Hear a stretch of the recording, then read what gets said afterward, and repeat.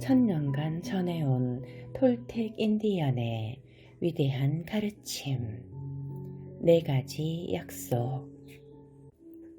제6장. 첫 번째 약속, 말로 죄를 짓지 마라. 그 두 번째, 완전무결이라는 명사의 뜻이 무엇일까? 완전무결이란 죄가 없음이라는 뜻이다.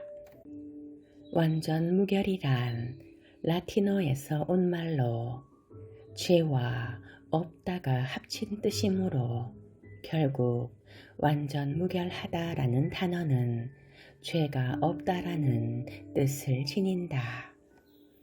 여러 종교에서 죄와 죄인에 대해 이야기하지만 여기서는 죄를 짓는다는 것의 참뜻이 무엇인지 알아보자.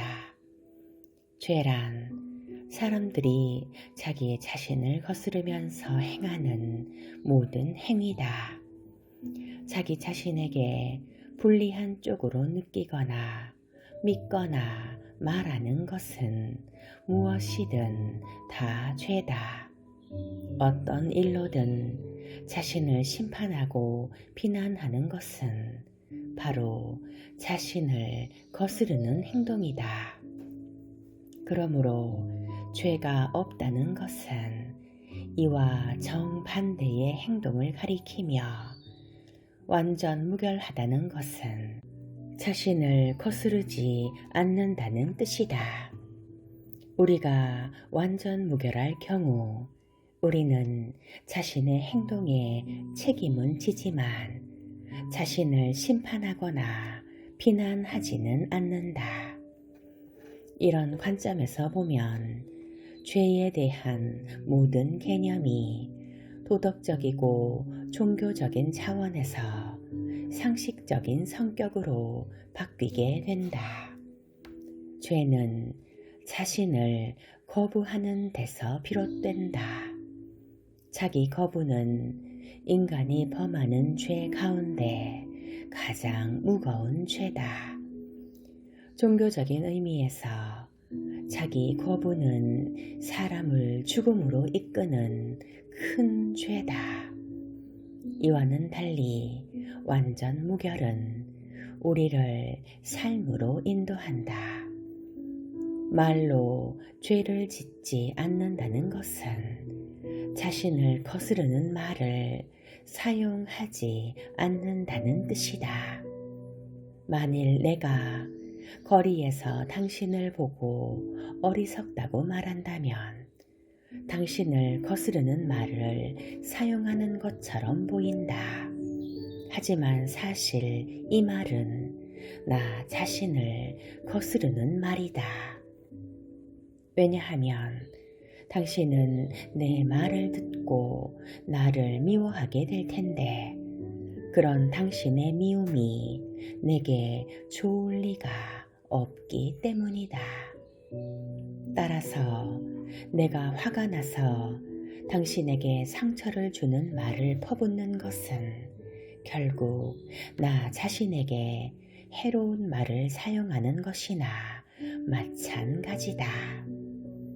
만일 내가 나 자신을 사랑한다면 나는 당신과 교류하는 가운데 그 사랑을 표현할 테고 그러면 말로 죄를 짓지 않게 될 것이다. 이러한 나의 행동은 당신에게도 비슷한 반응을 불러일으킬 테니까. 내가 당신을 사랑하면 당신도 나를 사랑할 것이다. 마찬가지로 내가 당신을 모욕하면 당신도 나를 모욕할 것이고 내가 당신에게 감사하면 당신도 내게 감사할 것이다. 내가 당신에게 이기적으로 굴면 당신도 내게 이기적으로 나올 것이고 내가 당신에게 주문을 걸기 위해 말을 사용하면 당신 또한 내게 그렇게 할 것이다. 말로 죄를 짓지 않는다는 것은 자신의 에너지를 올바르게 사용한다는 뜻이다. 진리와 자신에 대한 사랑을 위해 에너지를 사용한다는 말이다. 만일 당신이 말로 죄를 짓지 않겠노라고 자신과 약속한다면 그 의지만으로도 당신을 통해 진리가 환하게 드러나면서 당신 안에 있는 모든 감정의 독을 깨끗이 씻어줄 것이다. 그런데 우리는 그동안 줄곧 이와는 정반대로 행동하라고 배웠기 때문에 이 약속을 하기가 무척 어렵다. 그동안 우리는 다른 사람들과 더 중요하게는 자기 자신과 소통하는 습관으로 거짓말을 하도록 배워왔다. 말하자면 말로 죄를 짓고 있는 것이다. 지옥에서는 말의 힘이 철저하게 악용되고 있다. 사람들은 저주하고 비난하고 트집 잡고 파괴하기 위해 말을 사용한다.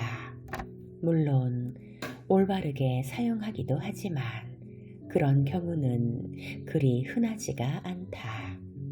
대개는 개인의 독을 퍼뜨리기 위해, 즉 분노, 질투, 시기, 증오 등을 표출하기 위해 말을 사용한다.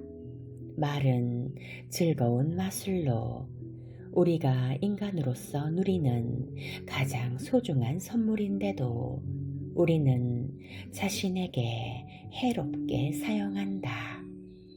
우리는 복수를 계획하며 말로써 혼돈을 불러 일으킨다.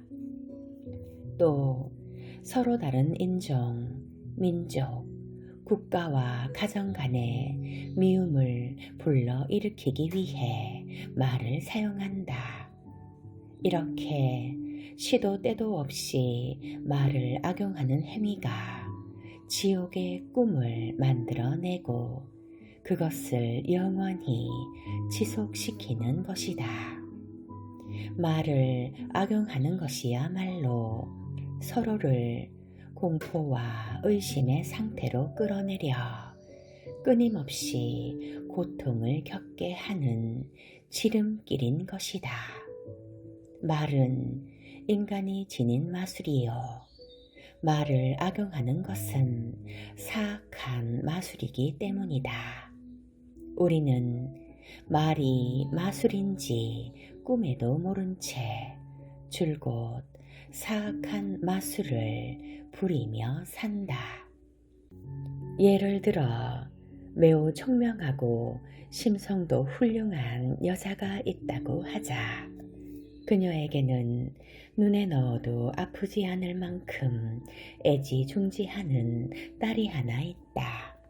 그런데 어느 날 저녁 직장에서 몹시 고달픈 하루를 보낸 그녀는 퇴근하자 몹시 피곤하여 신경이 곤두서 있었을 뿐 아니라 머리까지 지끈지끈 아파왔다.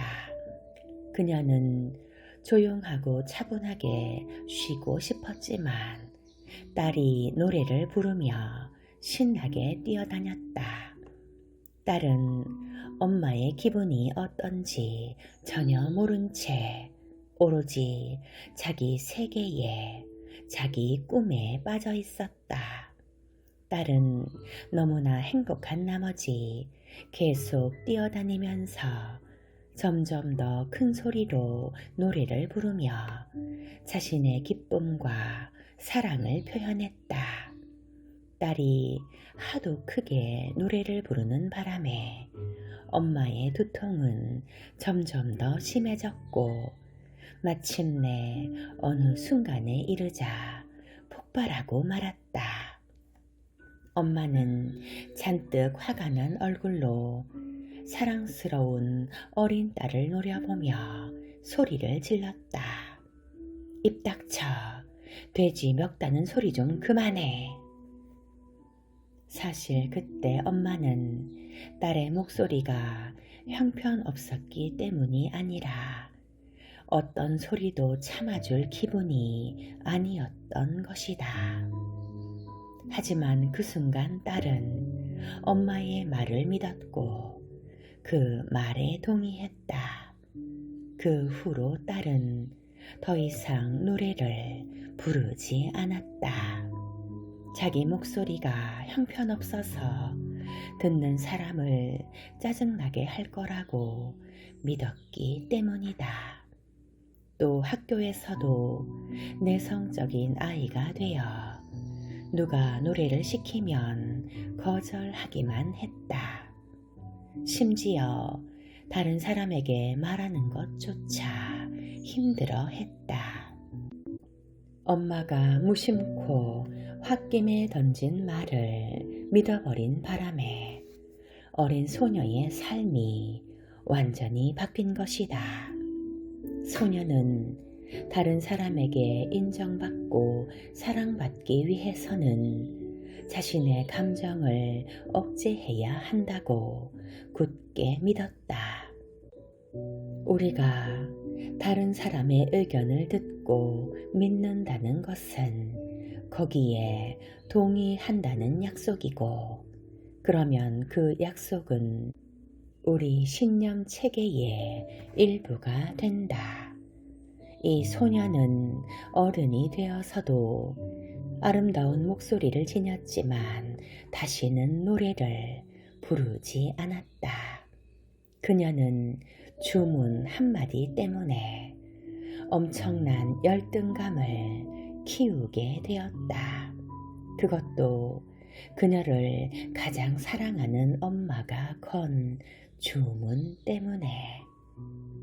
엄마는 자신이 말로 무슨 짓을 저질렀는지 전혀 알지 못했다.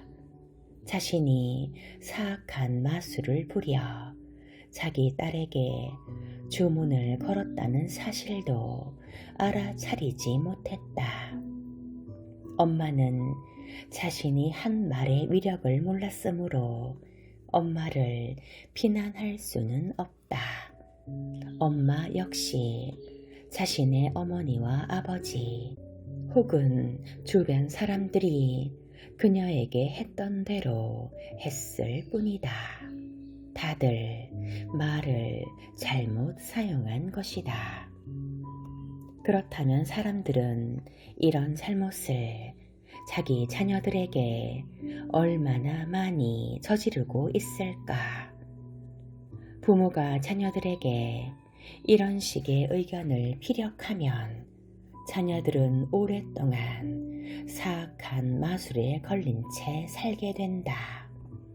사실은 자식들을 가장 사랑하는 부모가 자신도 모르는 사이에 자식들에게 사악한 마술을 걸어놓은 것이다. 바로 이런 이유 때문에 자식들은 부모를 용서해야 한다. 또 다른 예로 당신이 아침에 무척 행복한 기분으로 잠에서 깼다고 하자. 당신은 날아갈 듯 기분이 좋고 근사하게 멋을 내느라 거울 앞에서 한참 동안 시간을 보낸다. 그런데 당신의 가장 친한 여자친구가 이렇게 말한다면 어떨까? 도대체 무슨 일이야? 꼴이 말이 아니네. 지금 입고 있는 옷 좀 봐. 정말 우스꽝스럽군. 그렇다. 이 말이면 당신을 지옥으로 떨어뜨리기에 충분하다. 어쩌면 그 여자친구는 당신에게 상처를 줄 목적으로 그렇게 말했는지도 모른다. 그렇다면 그녀는 성공한 것이다. 그녀는 말 뒤에 숨어 있는 말의 힘을 이용해 당신에게 자신의 의견을 말했다. 만일 당신이 그 의견을 받아들이면 이제 그것은 당신이 동의한 약속이 되고 당신은 그 의견에 모든 것을 의지하게 된다. 결국 그 의견은 사악한 마술이 되고 만다. 이런 유형의 주문은 풀기가 어렵다. 주문을 풀 수 있는 유일한 방법은 진실의 바탕을 둔 새로운 약속을 하는 것뿐이다.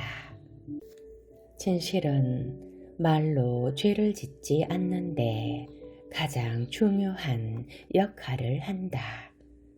칼날의 한쪽은 사악한 마술을 낳는 거짓말이고 반대쪽은 사악한 마술의 주문을 풀 수 있는 진실이다.